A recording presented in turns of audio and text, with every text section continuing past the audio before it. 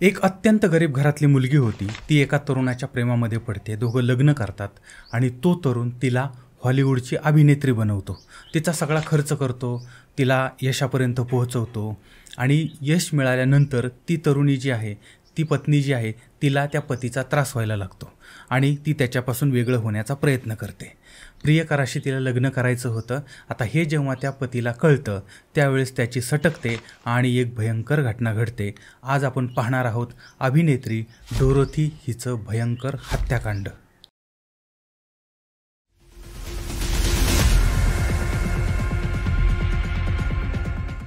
तारीख आहे 28 फेब्रुवारी 1960. आता या दिवशी डोरोथीचा जन्म झालेला होता आणि 14 ऑगस्ट 1980 या दिवशी डोरोथीचा मृत्यू झाला होता. म्हणजे 20 वर्ष फक्त आयुष्य होतं. पण या 20 वर्षाच्या आयुष्यामध्ये तिच्यावरती चित्रपट आले, तिच्यावरती वेब सिरीज आल्या, तिच्यावरती पुस्तक आलं.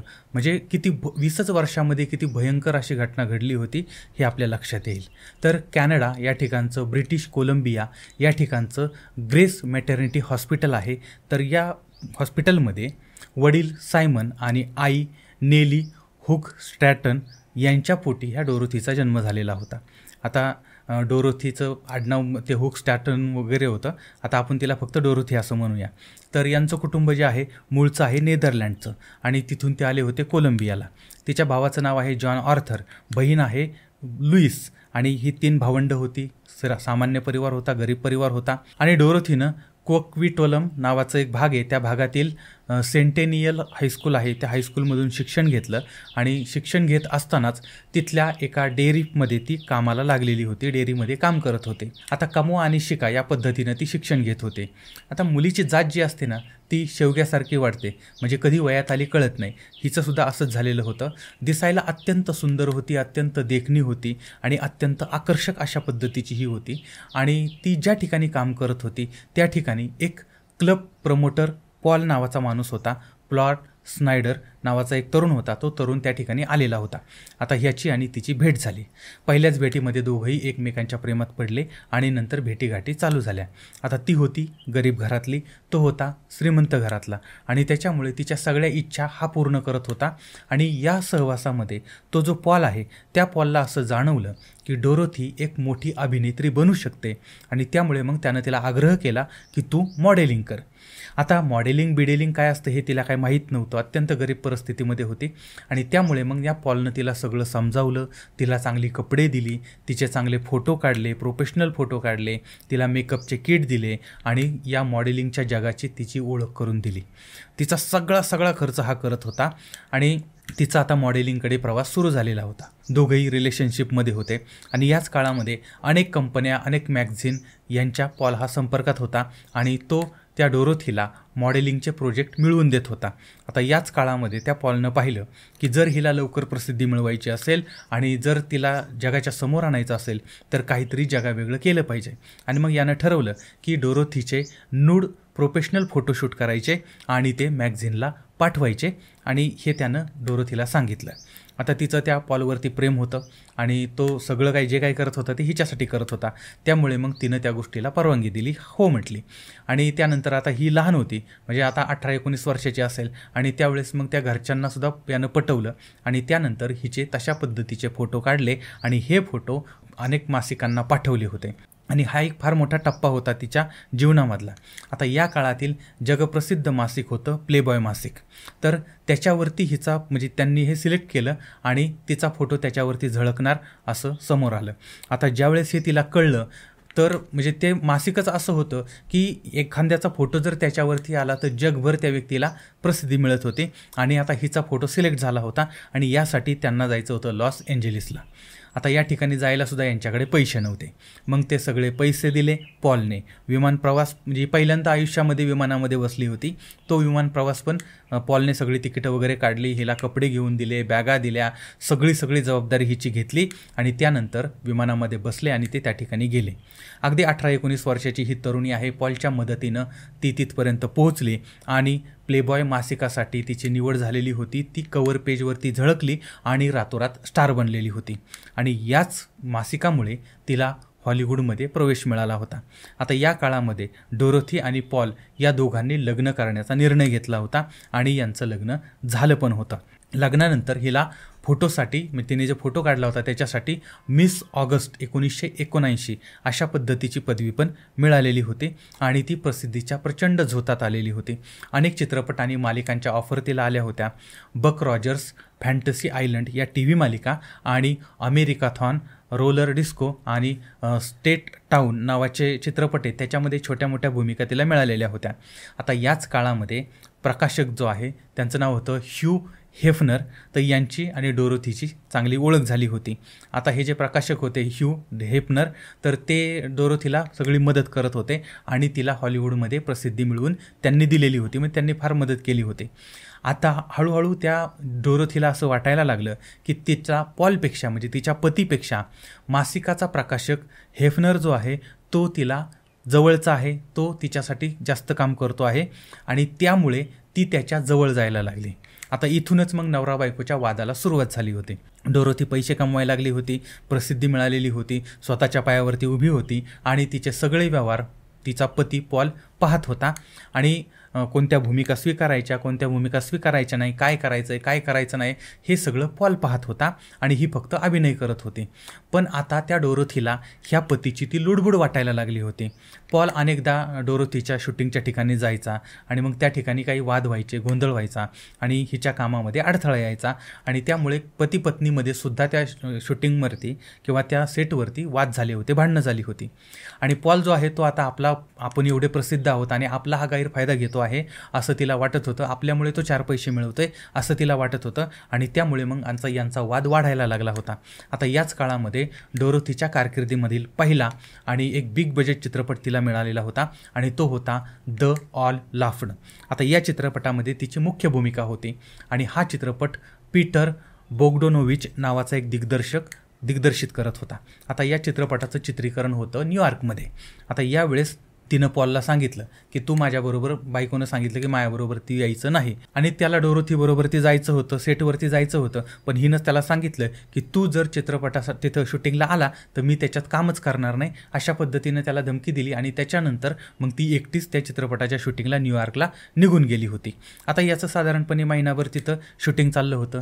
आता या काळामध्ये ही डोरोथी जी आहे तो चित्रपटाचा दिग्दर्शक पीटर याच्या अधिक जवळ गेलेली होती, त्यांच्यामध्ये जवळीक निर्माण झाली होती आणि त्यांच्यात त्या महिन्याभरातच प्रेमसंबंध निर्माण झाले होते. आता त्या चित्रपटाचं शूटिंग पूर्ण झालं होतं महिनाभरानंतर आणि ह्या पॉलनं मग तिच्याशी संपर्क साधला आणि तिला सांगितलं की आता चित्रपटाचं शूटिंग झालंय, मी तिथं येतो आणि आपण तिकडं सगळं न्यूयॉर्कमध्ये फिरून येऊया.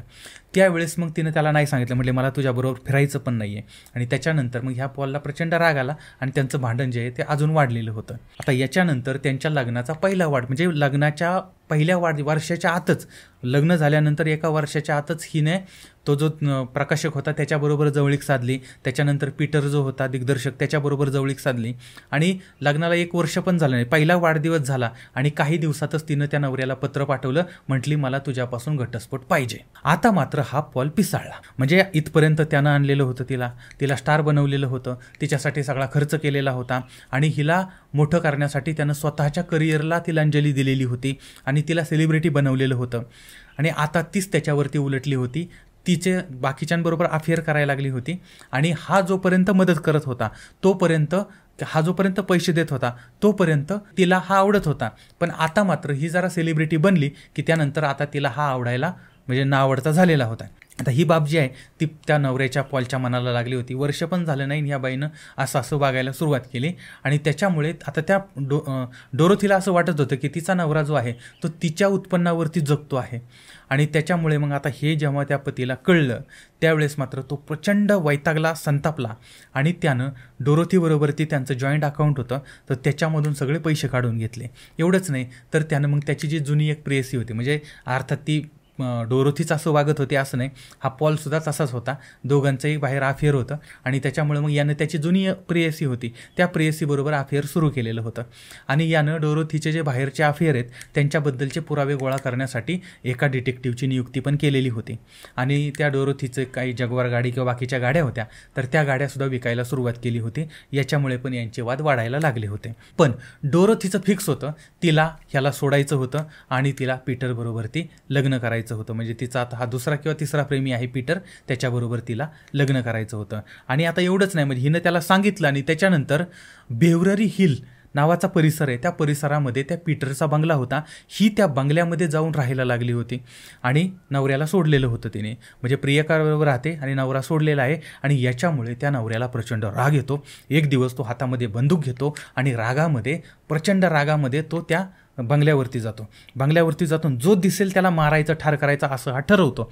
पण सुदैवाने त्या ठिकाणी कुणीही सापडलं नाही, त्यामुळे याच्याकडून कोणाचे खून झाले नाहीत.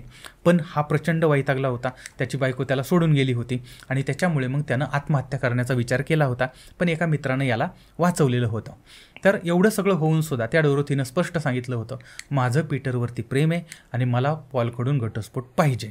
आता ती निर्णय बदलणार नाही. आता हे सगळं ऐकल्यानंतर आधीच हा खचला होता, त्याच्यामध्ये पूर्ण हताश झालेला आहे.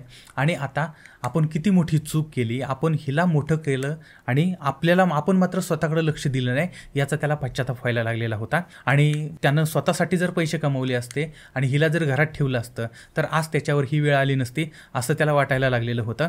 आणि त्यानंतर त्यानं आता पॉल आणि डोरोथी यांचे जे आर्थिक संबंध होते तर ते आर्थिक संबंधावरती आपण बोलूया म्हणून शेवटचं भेटायला बोलवलं होतं. तारीख होती 14 ऑगस्ट 1980. लॉस एंजेलिसमधील यांचं एक जुनं भाड्याचं घर होतं.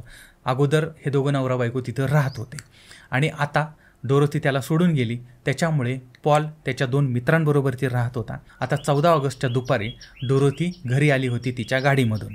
गाडी बाहेर लावली, डोरोथी आत आली त्यावेळेस मग आता त्या पॉलचे 2 मित्र होते, रूममेट होते, ते रूममेट बाहेर गेले. म्हटले आता हे दोघं नवरा बायको आलेत, दोघं एकमेकांशी बोलतील आणि आपण बाहेर थांबूया. त्यामुळे ते फिरायला गेले दोघंजण मित्र आणि हे दोघं नवरा बायको आत आल्यानंतर आता ती इतक्या दिवसांनी नवऱ्याला भेटत होते तर नवऱ्याबरोबर ती बोलायचं, पण ती मोबाईलवरती बोलत होती, फोनवरती बोलत होते. आता इतक्या दिवसांनी भेटले तर फोन बाजूला ठेवावा आणि समोरच्या माणसाबरोबर बोलावं, पण ती त्याच्याबरोबर बोलली नाही आणि ती फोनवरती जवळजवळ 1 तासभर ती त्या फोनवरती बोलत होती. आणि तिचा एक व्यवस्थापक होता किंवा PA होता, तो तिला सल्ला देत होता की तू पॉलबरोबर ती जास्त वेळ थांबू नको, काय वाटाघाटी करायची असतील त्या वकिलांबरोबर ती कर, तू तिथं काही वेळ थांब आणि लगेच माघारी ये, असं त्यानं सांगितलं. आणि तिने जवळजवळ तासभर या सगळ्या गप्पा मारल्या आणि त्यानंतर तिनं फोन ठेवला. हा नवरा प्रचंड वैतागला होता, म्हटला हिला बोलवलंय आणि ही नुसती फोनवरती, म्हणजे आपल्याला किंमतच देत नाही आहे. आणि त्याच्यानंतर मग या पॉलनं तिला समजावण्याचा प्रयत्न केला की आपण एकत्र राहू, मी तुला एवढी मदत केली, आपण एकमेकांना सहकार्य करू, आपण पुढं जाऊ, बाकीचे लोक फक्त आता तुझं स्टारडम बघून तुझ्याकडे आलेले आहेत वगैरे वगैरे वगैरे असं तिला समजावून सांगत होते. पण ती काय ऐकायला तयार नव्हती आणि ती तिच्या विचारांवरती ठाम होती. आता मात्र यानं, म्हणजे हा वैतागला होता, ह्याला प्रचंड राग आला होता, रागाचा कळस झालेला होता आणि ह्यानं मग तिला पकडली, अंगावरचे सगळे कपडे काढले आणि तिच्या मनाच्या विरुद्ध अत्याचार केला आणि त्यानंतर तिच्या तोंडावरती गोळी झाडली आणि तिचा मर्डर करून टाकला. त्यानंतर हा सुद्धा पूर्ण उघडाच होता आणि यानं स्वतःवरही गोळी झाडली आणि दोघांचेही नग्न मृतदेह आतमध्ये पडलेले होते. आता हे सगळं घडण्याच्या अगोदर आदल्या दिवशी यानं सेकंड हँड बंदूक आणली होती. ऐकलं तर ठीक आहे, नाही ऐकलं तर बाजार उठवून टाकायचा असं त्यानं ठरवलेलं होतं आणि आज त्या बंदूकचं त्यानं उद्घाटन पण केलं.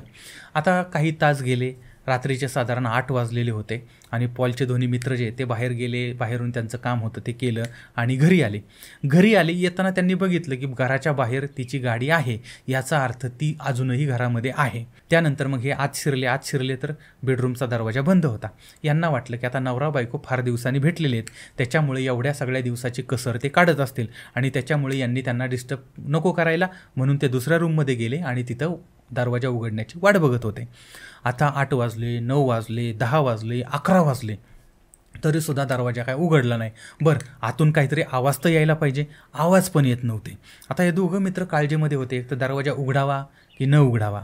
आणि त्याच काळामध्ये त्या पॉलचा डिटेक्टिव्ह होता, त्या डिटेक्टिव्हचा फोन त्या मित्रांना आला आणि तो मित्रांना सांगत होता की बराच वेळ झाला मी त्या पॉलला फोन करतोय पण तो काय फोन उचलत नाही आहे, का उचलत नाही तुम्ही बघा. त्यानंतर मात्र या मित्रांना मनात शंका आली आणि त्यांनी बेडरूमचा दरवाजा उघडला आणि आतलं दृश्य बघितलं. डोरोथी आणि पॉल नग्न अवस्थेमध्ये, मृत अवस्थेमध्ये जमिनीवरती पडलेले होते, पूर्ण रक्तानं माखलेले होते आणि सगळीकडे रक्त सांडलेलं होतं आणि गोळ्यांचे निशाण शरीरावरती होते. यानंतर दोघंही घाबरले, डिटेक्टिव्हला पोलिसांना कळवलंय आणि त्यानंतर एक हत्या आणि एक आत्महत्या असं हे प्रकरण समोर आलं. म्हणजे चित्रपटाच्या इतिहासामध्ये एक काळा डाग म्हणून या घटनेकडे पाहिलं जाते. आता त्या दिवशी डोरोथी ही पॉलला $1100 देणार होती आणि त्या अगोदरच तिची हत्या झालेली होती. आता डोरोथीच्या हत्येच्या 1 वर्षानंतर तिचा चित्रपट जो आहे तो द ऑल लाफ्ड हा चित्रपट प्रदर्शित झालेला होता. आता आपण या अभिनेत्रीबद्दलची माहिती घेतली. आता या सगळ्यामध्ये तुम्हाला काय वाटतं की चूक कोणाची आहे आणि बरोबर कोण आहे? पण एक गोष्ट या ठिकाणी नेहमी मनातनं वाटते की ज्यानं आपल्याला पडत्या काळामध्ये मदत केली, ज्यानं आपल्याला अडचणीच्या काळामध्ये मदत केली, साथ दिली, त्या व्यक्तीला कधीही सोडू नका. आणि दुसरी गोष्ट, ज्याला आपल्याला सोडून जायचं आहे त्याला कधीही अडवू नका. तुम्हाला काय वाटतं?